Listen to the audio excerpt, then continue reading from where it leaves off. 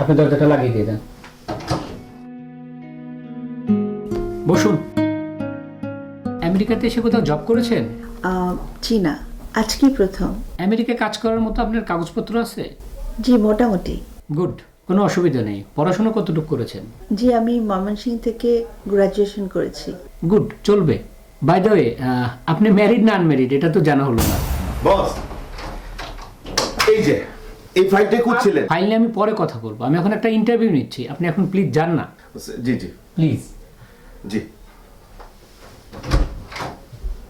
আমি যেমনটা চেয়েছিলাম আপনি কিন্তু ঠিক তেমনই। মনে করুন আপনি ইন্টারভিউতে টিকে গেছেন।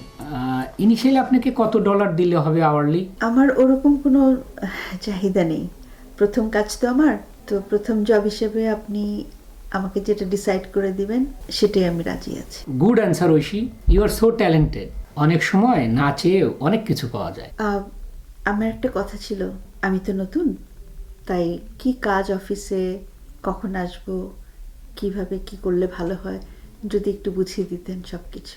যেটা মেইনলি দরকার যে আপাতত আপনি আমার স্কেজুয়ালগুলো মেনটেন করুন এবং কখন কোথায় কি মিটিং থাকে বা বাইরে প্রোগ্রাম থাকে এগুলো দেখলেই হবে as a personal assistant. Are you okay? Okay boss. তোমার স্যালারিটা কিন্তু আমি আওয়ারলি ধরছি না, মান্থলি। মান্থলি তুমি $10,000 পাবে।